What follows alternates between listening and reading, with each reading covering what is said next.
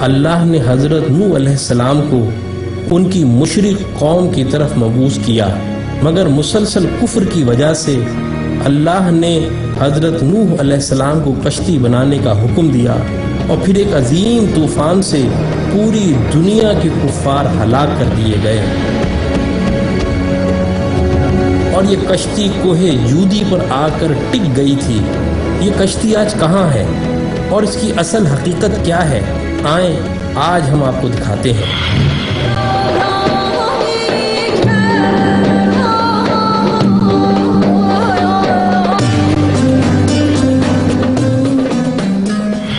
آج سے کم و بیش 50 سال قبل جب ترکی کے ایک پہاڑ پر کچھ مہم جوؤں نے اس کشتی کو دریافت کر کے اس کی تصاویر اخبارات میں جاری کی، تو پوری دنیا میں یہودیوں، عیسائیوں اور نام نہاد روشن خیال دہریوں کے درمیان ایک بڑی بحث کا آغاز ہوا۔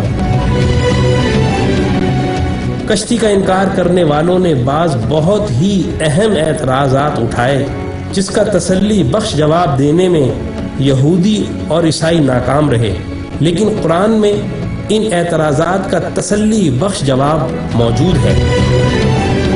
انکار کرنے والے دہریوں نے پہلا اعتراض یہ اٹھایا کہ بغیر کسی ٹیکنالوجی کے 6000 سال قبل ایسی عظیم الشان کشتی بنانا ناممکن ہے جو مہینوں تباہ ہوئے بغیر سمندر میں اتنا وزن لے کر سفر کر سکے۔ قرآن کی سورہ قمر میں اس کا جواب اس طرح دیا گیا ہے کہ اور ہم نے نوح کو ایک ایسی کشتی میں سوار کیا تھا جو تختوں اور کیلوں سے تیار کی گئی تھی۔ حالیہ تحقیقات کے بعد اس کشتی سے دھاتی کیلوں اور تختوں کے آثار ملے۔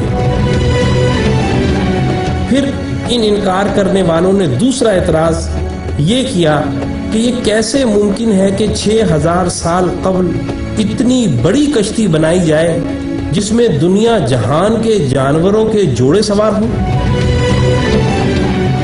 لیکن قرآن نے سورہ ہود میں یوں بیان کیا، اور جب ہمارا حکم آ پہنچا تو تنور ابل پڑا، تو ہم نے کہا کہ ہر قسم کے جانوروں کا ایک ایک جوڑا کشتی میں سوار کر لو۔ اب حالیہ تحقیقات سے قرآن کے اس انکشاف کی بھی تصدیق ہو گئی ہے کہ کشتی نوح کوئی معمولی کشتی نہ تھی، وہ 3 منزلہ تھی جن میں جانور ترتیب وار سوار تھے، اور اتنی بڑی تھی کہ اس میں 522 ریل کے ڈبے سوار کیے جا سکتے ہیں۔ اس میں کم و بیش 25,000 جانوروں کی جگہ موجود ہے۔ پھر ان دہریوں نے تیسرا اعتراض یہ اٹھایا کہ اتنے عظیم الشان طوفان میں اتنی عظیم الجثہ کشتی بغیر لنگروں کی مدد کے تیر ہی نہیں سکتی، لیکن اللہ اس اعتراض سے واقف تھا، اسی لیے اس نے سورہ ہود میں فرمایا، اور نوح نے کہا کہ کشتی میں سوار ہو جاؤ، اللہ ہی کے نام سے اس کا چلنا ہے اور اسی کے نام سے اس کا لنگر انداز ہونا ہے۔ اور حیرت انگیز طور پر جس پہاڑ پر کشتی ٹھہری ہوئی ہے، اسی پہاڑ کے نیچے وادی میں بڑی بڑی چٹانوں پر مشتمل لنگر دریافت ہوئے ہیں۔ یہ کشتی نوح کے لنگر ہیں۔ اور سب سے بڑا اور اہم اعتراض یہ اٹھایا جاتا ہے کہ کسی لکڑی کی کشتی کا 6000 سال تک کسی پہاڑ کی چوٹی پر باقی رہنا ناممکن ہے۔ اس اعتراض کا جواب بھی سورہ قمر میں یہ کہہ کر دیا ہے کہ اور ہم نے اس کشتی کو آنے والوں کے لیے اپنی نشانی بنا کر چھوڑا ہے۔ اور حالیہ تحقیقات سے یہ حیرت انگیز بات سامنے آئی ہے کہ اس پورے پہاڑی سلسلے میں برف اسی چوٹی پر ہے جہاں یہ اسی برف کی وجہ سے محفوظ رہی۔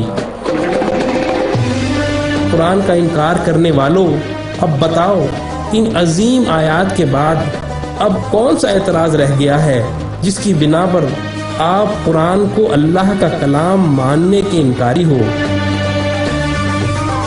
ہم آپ کو دعوت دیتے ہیں کہ تعصب کی اینک کو اتار کر اسلام میں داخل ہو جاؤ۔